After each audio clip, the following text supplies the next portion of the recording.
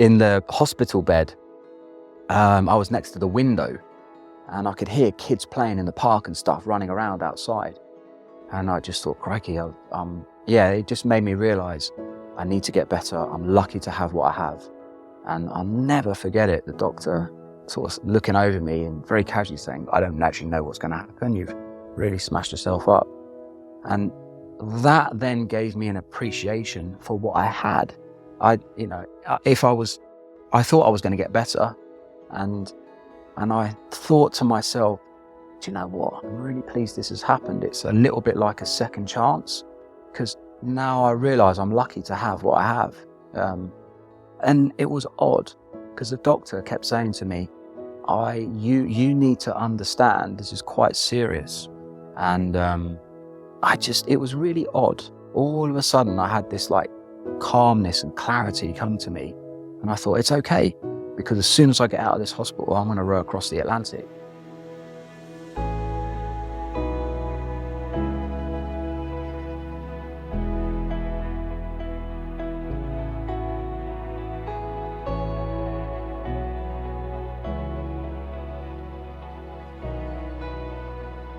James, welcome to Inspirability.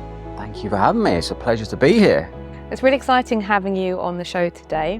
Your story is incredibly inspirational. You've completed the ultimate triathlon, which you speak about in your book. You've rowed across the Atlantic. Couldn't afford to fly, yes. Yeah. You've climbed Mount Everest and you cycled around the world. Yeah. In addition to that, you published 2 books, so The Ultimate Triathlon and your latest book, It's All Mental, which talks about the mental and resilience side of things. In addition to that, you have been the first person to circumnavigate the globe in an autogyro. Yeah. But your adventures haven't always gone to plan, so I'm really interested to hear that side of things as well today in your story. I've had just as much go wrong, but we'll talk about it all. And I'm sure that will resonate a lot with many of our viewers and listeners, and how you dug deep and how you overcame adversity. So thank you very much for joining us today. Thank you for having me. I appreciate it. I'm excited to be here. So first of all then, take me right back to the beginning. Who is James? Crikey, okie dokie. So I grew up in Basingstoke. I was born in Basingstoke, so not too far from here. I was always a nice boy. I was always getting into like mischief and stuff, going out. I'd always stay out much longer than I was allowed to. Actually, I was a bit of a pyromaniac, and I would always try and make campfires and stuff, and my mum could smell it on me. I'd always get in trouble for that. School was difficult for me. I had a few friends, but I never really fitted in, if I'm honest. I was more of a practical person. I remember I just never really had any real drive or ambition at school. And to be honest, I didn't really know what I wanted to do. I always had these grand ideas, actually, of having adventures, and I always liked the idea of traveling.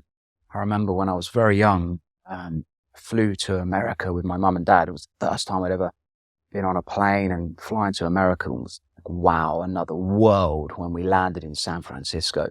And I think that gave me a little bit of a bug for traveling.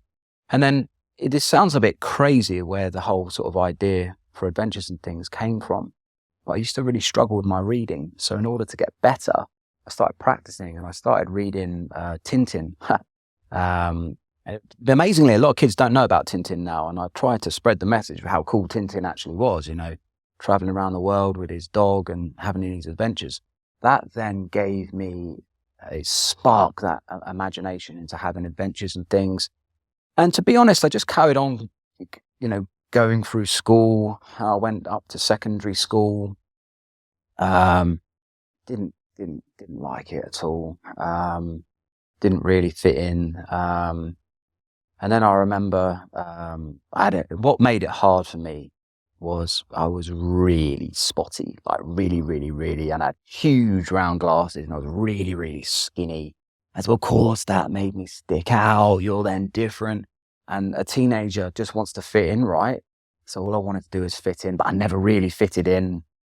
It wasn't a horrific time, but it wasn't that great. I mean, my parents were actually really good. They tried to support me as much as they could and encourage me to do things.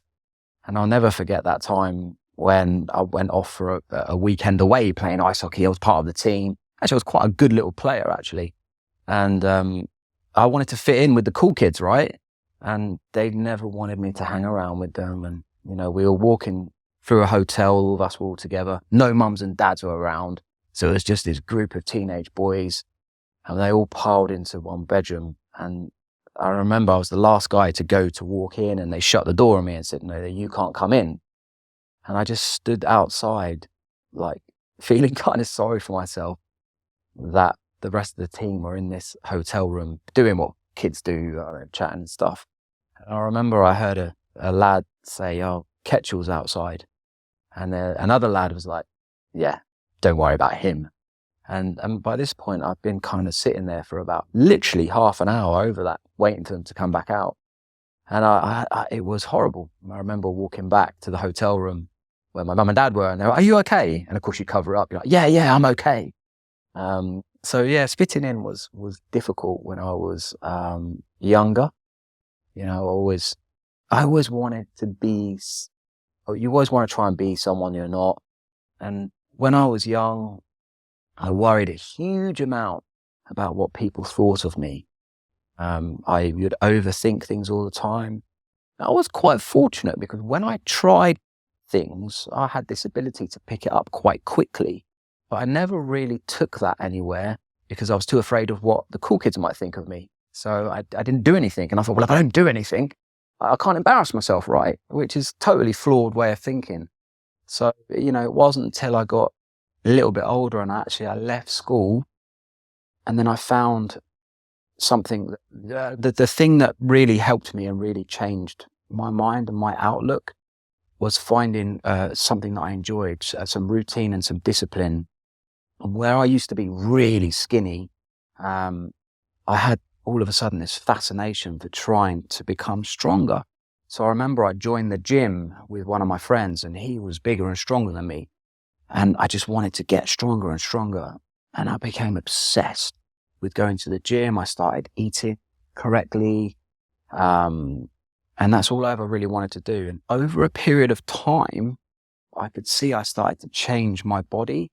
I started to become fitter and stronger. And all of a sudden I was bench pressing more than I could ever. And I was physically changing. And that gave me a taster of what it's like to set a goal and work towards it and achieve it. And that then started to give me more confidence. I became more confident, but to really be honest with you, even into my late teens and actually even into my early 20s, I was always a nice guy, but I was a bit of a waster, to be honest with you. I left school. I got fired from my first job. I was just lazy, didn't really bother going in if I didn't feel like it. The only thing that I wanted to do that made me happy was going to the gym. And then eventually I thought, well, after getting fired from God knows how many jobs, and my mum, I'll never forget this, she came into my bedroom and threw a bucket of water over me because she was annoyed that I wasn't getting up, right? It must have been quite frustrating for her to see me behaving in this way. I thought, well, it makes sense for me to try and do something that I like. So I then got a job working in the gym and became a personal trainer. And then sort of things went on from there, really. So if you could go back now to James standing outside that hotel room with everybody else inside, you're shut outside, what would you say to him? I'd say, James, do not worry about it. You don't need these people. You just do the things that you want to do and don't worry. And if you, I would say to that young boy, I would say to him, if you apply yourself now, your life will be totally different in 10 or 20 years. And it will be totally different. And these kids will want to hang around with you. Ironically, I'm not saying that is what happened, but ironically, things did change. So I would say, don't worry about it.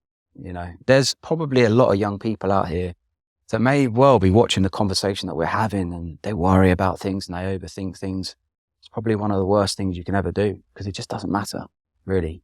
You know, and someone once said to me, you know, everyone has an opinion, right?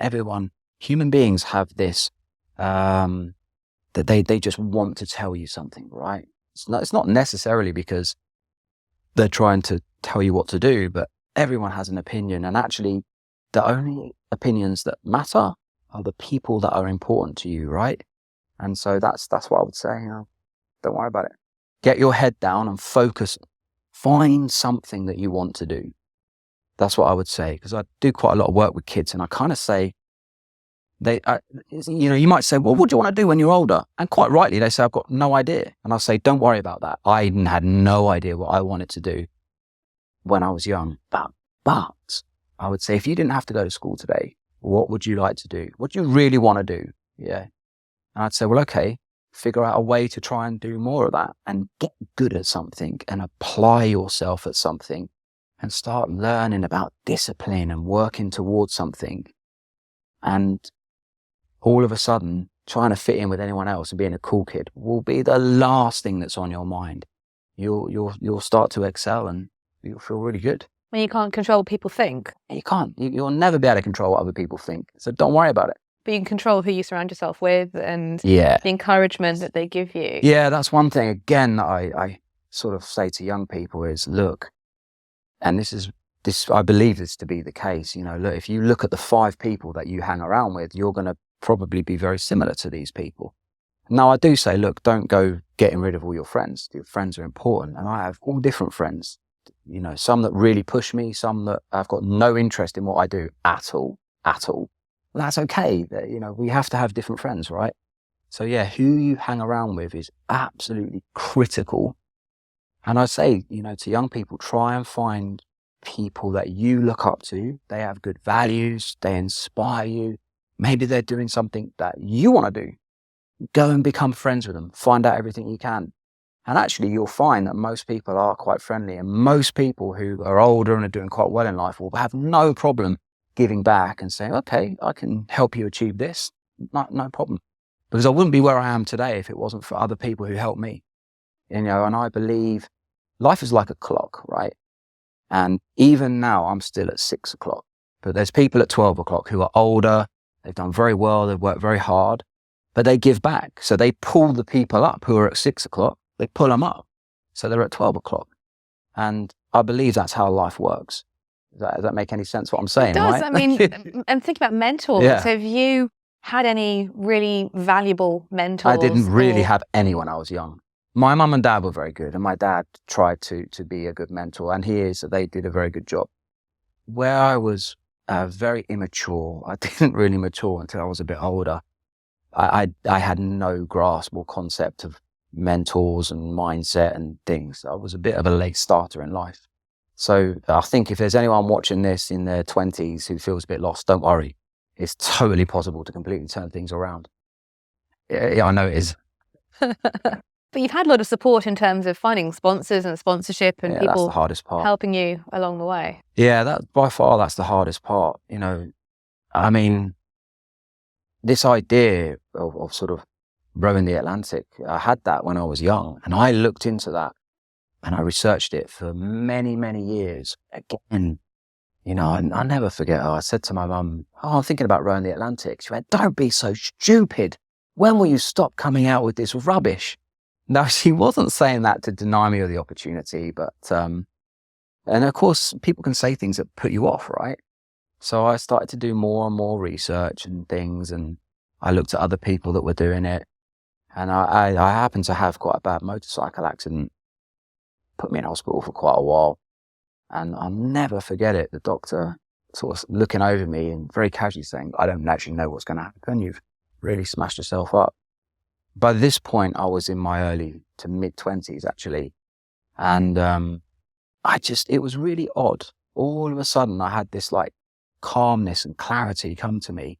And I thought, it's okay, because as soon as I get out of this hospital, I'm going to row across the Atlantic. You should have seen the look on the guy's face when I told him that. And I stuck to that.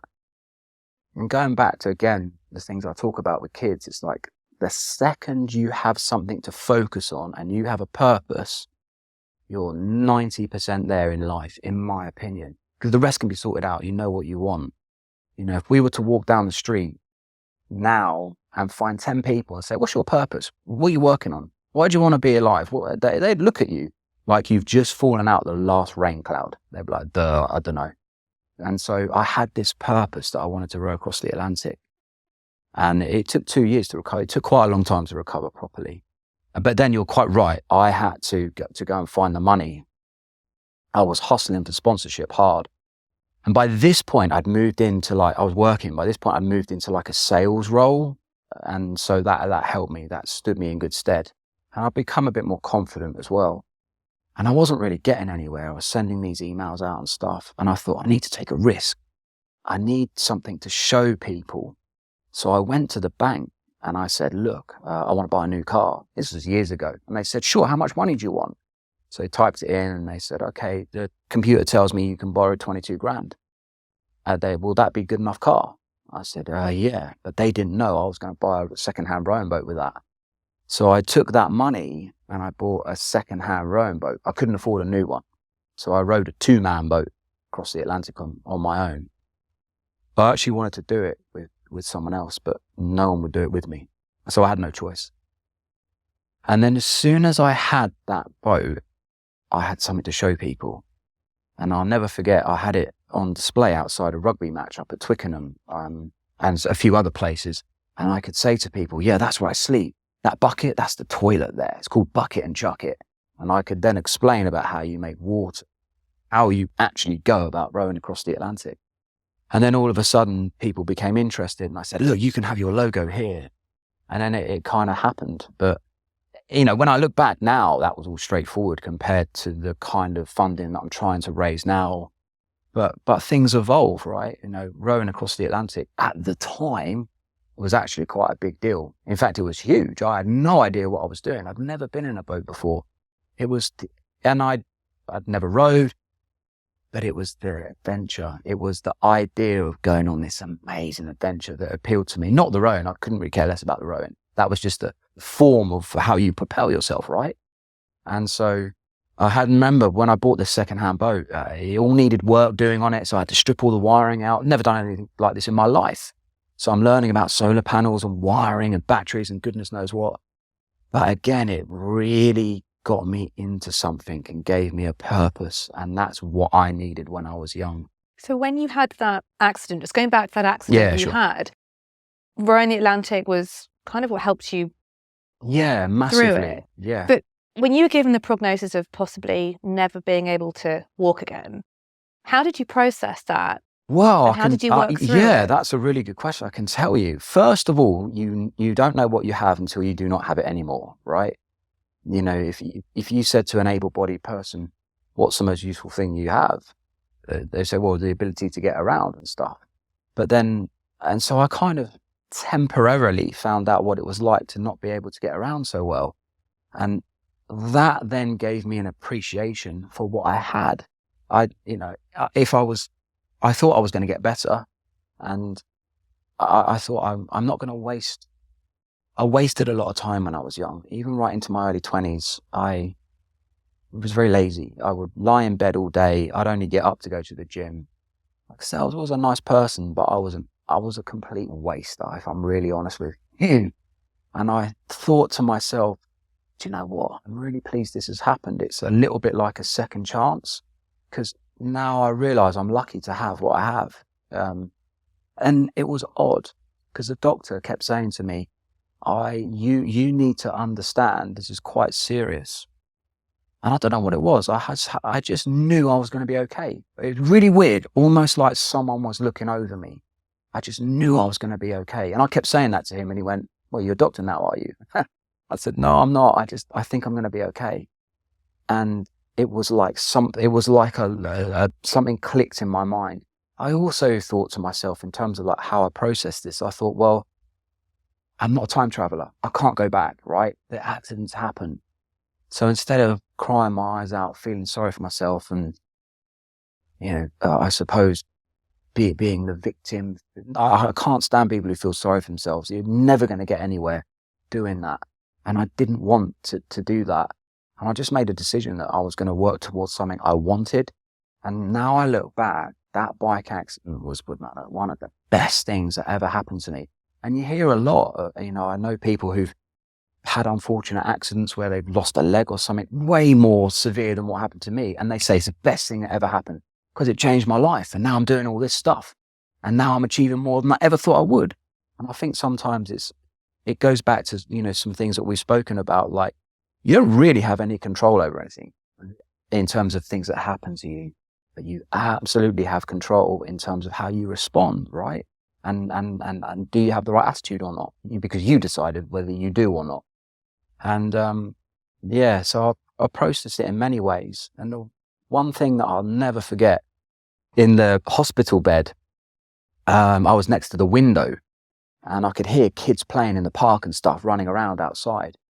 And I just thought, crikey, it just made me realize I need to get better. I'm lucky to have what I have. And I never, ever lay there feeling sorry for myself. Maybe I'm lucky, and because I know some people struggle with things like that. And I guess everyone deals with things differently, but I was able to deal with it in quite a positive way, I thought, and to try to turn it around. And I was fortunate that I managed to. But it was the best thing that ever happened to me. So for anybody else overcoming adversity, were there any strategies that you used for your recovery? So yeah, just, take it day by day, just one day at a time. In fact, I remember I got to the point where I could start moving around on crutches. And of course, being the idiot I am, the nurse said, all you got to do is just walk. It was like 10 meters. It was nothing. But being a young, testosterone-oozing guy, I said, no, I can do more than that. I'll walk the whole hall and back again 10 times. And of course, I tried to do it, and then I collapsed and stuff. And I was like, oh yeah, you do know what you're talking about. And so just be patient, take things one at a time, day at a time. And I tell you, things change. And I have physically been sitting there when a doctor has said to me, you're in trouble. This will change your life. And it didn't at all, actually. And it was not a problem at all. And so sometimes you can think that there's no real way out and you can't see any hope, and you think, well, I'm stuffed now. You don't know what tomorrow brings. You don't know what next month brings. So I just take it day at a time, because everything is temporary as well. There'll always be something good that happens, but you'll never see it at the time. I learned that actually when I was rescued, that at the time I was really fed up and stuff, but loads of good things happened off the back of it that I had no idea would happen.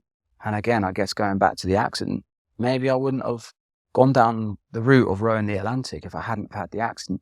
That was the kick up the backside that I needed, right? So yeah, you may not see it at the time. It all depends on your outlook. It's like your light bulb moment, I suppose. For me, it was definitely, yeah. So once you decide to row across the Atlantic, tell me about the challenge of getting to the start line in terms of sponsorship, and how you overcame the difficulties facing you. Yeah, that's an interesting one. Where I had a sales background, I sort of moved from working in a gym into like sales and things. I had a good understanding of, putting a proposal together, outlining what I want, what I'm doing firstly, and why I'm doing it. You have to be able to articulate to people why you're doing something. That's really important. And then I would kind of tease them with what I can give, and then what do I want. And I think where I became more confident, I wasn't afraid of rejection. And so I didn't really have a problem sending emails out and picking up the phone and speaking to people, telling them what I wanted to do. And that helped, because I get a lot of people contact me now asking about how do you raise funding for this? I don't know how to do it. And it's not as difficult as you think. You just have to play a massive numbers game. And, when I mean a numbers game, I mean, you need to be emailing thousands of people. I sort of worked full time on this for about half a year, and eventually you'll get some breaks. So how did you go about that? Because I remember a story in your book where you were talking about working night shifts. Yeah, I do remember that. That was in preparation to climb Everest, actually. I'd got back from rowing the Atlantic, and reason why I was working some night shifts down in some security hut down in Southampton was in order to go out to Everest, I needed to leave my job. Now, when I rowed the Atlantic, I actually had a real job.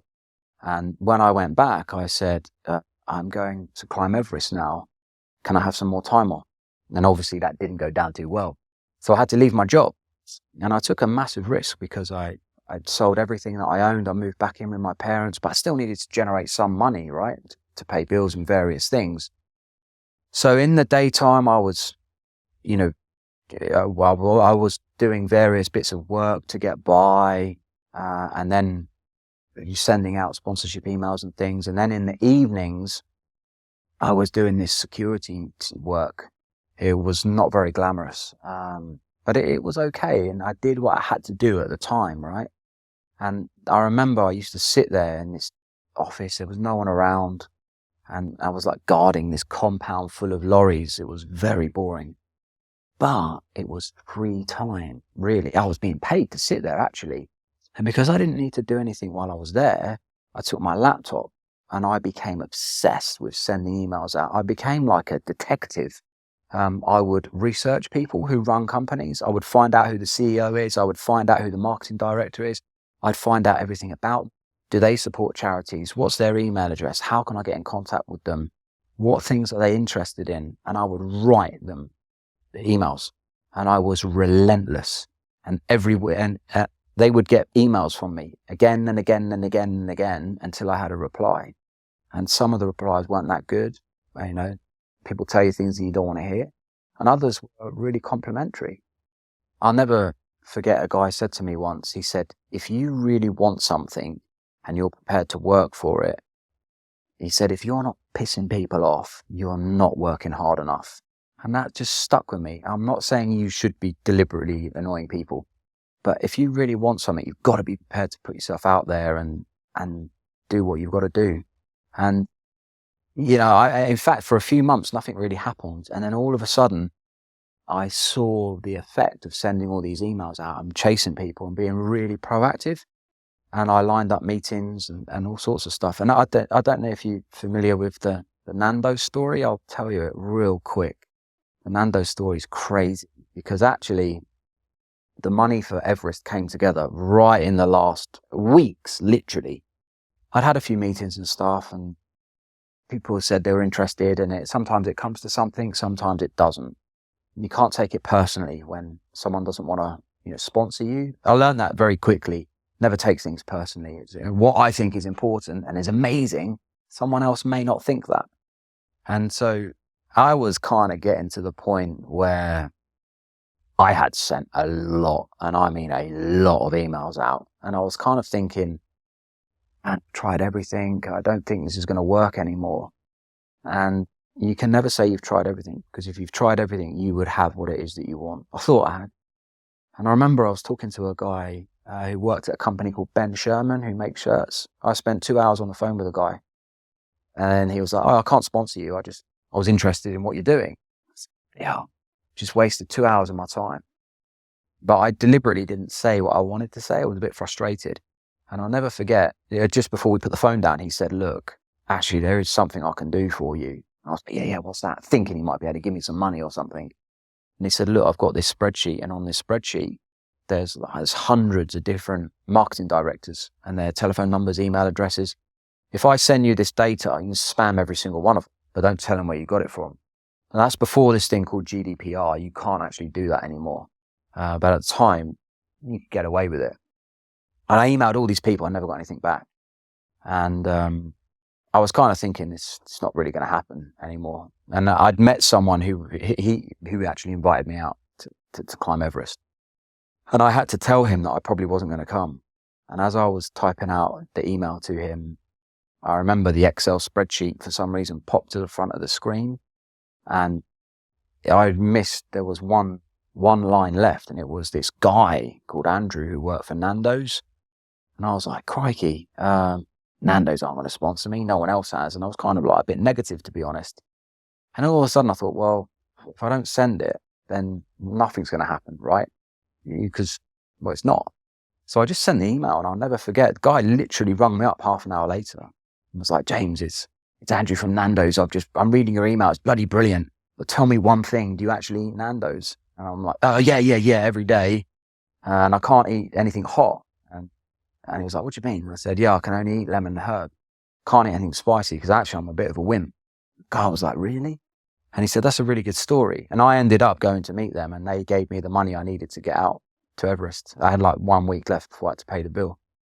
But I'll never, ever forget, and I say this to young people that I talk to, that time, and I remember it clearly, that time I sent that email out to that guy was when I really, really didn't feel like doing it. I couldn't be bothered. I didn't think it was going to come to anything. And actually, everything that's happened for me in the past, anything good, I can trace it back to something that I did when I didn't feel like doing it. And I got the result that I wanted. And I sort of say to people, look, if you can develop the ability to do things when you don't feel like it, that will, trust me, that will separate you from a lot of people. That's how you'll start achieving things. So the whole sponsorship game is hard, really hard. But if you can get used to it, rejection, and just keep an open mind, keep a good attitude, just keep hustling, keep building connections, and most importantly, you don't give up. You will, by default, you'll always get there in the end.